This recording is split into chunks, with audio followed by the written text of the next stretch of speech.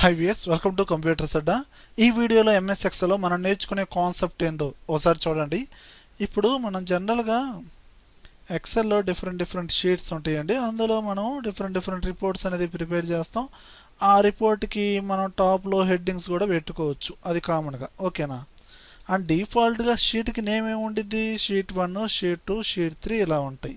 మనం ఏ రిపోర్ట్ అయితే టైప్ చేసామో దానికి ఏ హెడ్డింగ్ అయితే ఇచ్చామో ఆ రిపోర్ట్ నేమ్ అయితే ఉండదు కదా, ఆ రిపోర్ట్ నేమ్ అనేది మనం టైప్ చేయాలి. షీట్ మీద రైట్ క్లిక్ ఇచ్చి రీనేమ్ కొట్టి ఆ రిపోర్ట్ ఏ నేమ్ అయితే ఉందో ఆ నేమ్ అనేది మనం టైప్ చేసుకుంటాం. కానీ ఇక్కడ చూస్తే ఇప్పుడు చూడండి, ఇక్కడ మార్క్స్ రిపోర్ట్ ఉంది, హెడ్డింగ్ ఇచ్చాను. అలానే ఎంప్లాయీ టైం టేబుల్ ఉంది, ఇక్కడ హెడ్డింగ్ ఇచ్చాను. ఆటోమేటిక్గా షీట్ నేమ్ కూడా క్రియేట్ అయింది. ఓకే, కానీ ఇది నేను టైప్ చేశానంటే టైప్ చేయలేదండి, ఆటోమేటిక్గా క్రియేట్ అయినాయి. అంటే ఒక షీట్లో పర్టికులర్ సెల్లో ఏ హెడ్డింగ్ అయితే ఇచ్చారో ఆ హెడ్డింగ్ని బేస్ చేసుకొని షీట్ నేమ్ అనేది జనరేట్ అయిపోయింది. అలా మల్టిపుల్ షీట్స్ ఉన్నాయి, మల్టిపుల్ హెడ్డింగ్స్ ఉన్నాయి, ఆటోమేటిక్గా క్రియేట్ అయిపోతాయి. మరి ఇది ఎలా క్రియేట్ చేయాలి అనేది స్టెప్ బై స్టెప్ ఇప్పుడు చూద్దాం.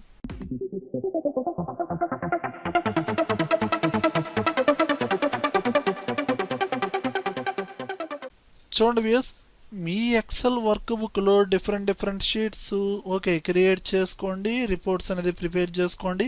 వాటికి పర్టికులర్ సెల్లో మీరేంటంటే ఇదిగోండి ఇలా హెడ్డింగ్స్ అనేది ఇచ్చుకోండి. ఓకేనా? ఇక్కడ మెయిన్ ఒకటి గమనించండి, ప్రతి షీట్లో మనకేంటంటే హెడ్డింగ్ అనేది ఏదైనా ఒకే సెల్లో ఉండాలి. ఇప్పుడు A1లో ఉంది, ఈ షీట్ 2లో చూసినా మనకి A1లో ఉంది ఆ హెడ్డింగ్ అనేది, అలా ఉండాలి. షీట్ 1లో అండ్ B3లో హెడ్డింగ్ ఉండి, అంటే ఇది ఒక్కో షీట్లో ఒక్కో చోట హెడ్డింగ్ ఉండకూడదండి. ఓకేనా? ప్రతి షీట్లో పర్టికులర్ ప్లేస్లో అనేది హెడ్డింగ్ ఉండాలి. ఆ హెడ్డింగ్ని బేస్ చేసుకొని షీట్ నేమ్ అనేది క్రియేట్ అయిపోతుంది. ఓకేనా? అంటే ఈ కాన్సెప్ట్ అనేది VBAతో లింకప్ అయి ఉందండి. దీనికి సంబంధించిన VBA కోడింగ్ అనేది కింద డిస్క్రిప్షన్లో ఇచ్చాను, దాన్ని డౌన్లోడ్ చేసుకొని ఆ కోడింగ్ని ఓపెన్ చేయండి. ఓకే, ఓపెన్ చేశాను. ఆ కోడ్ని కాపీ చేయండి, Ctrl+C. ఈ కోడ్లో అబ్జర్వ్ చేయండి, ఇక్కడ చూడండి రేంజ్ డబల్ కోట్స్లో B2 అని ఇచ్చా. అంటే ఇక్కడ B2 అనే సెల్లో ఏ డేటా అయితే ఉందో ఆ డేటా అనేది మనకి షీట్ నేమ్గా క్రియేట్ అవుతుంది. కానీ మనకి ఇక్కడ ఈ కోడింగ్లో మనం షీట్ నేమ్ అనేది ఎక్కడిచ్చాం, A1లో ఇచ్చాం. కావాలంటే మెర్జ్ చేయండి, కానీ బిగిన్ అయింది ఎక్కడి నుంచి, స్టార్టింగ్ సెల్ అనేది A1 నుంచి బిగిన్ అయింది. ఓకేనా?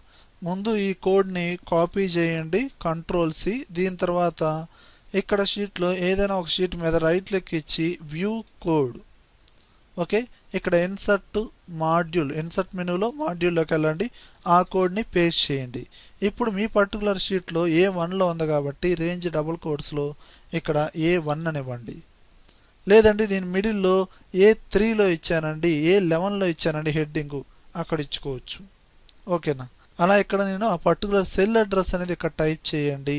అండ్ ఇప్పుడు దీన్ని క్లోజ్ చేసి ఇప్పుడు డైరెక్ట్గా ఇది మ్యాక్రోస్ కదండి, వ్యూ మెనూలోకి వెళ్ళిపోండి, మ్యాక్రోలోకి వెళ్ళండి.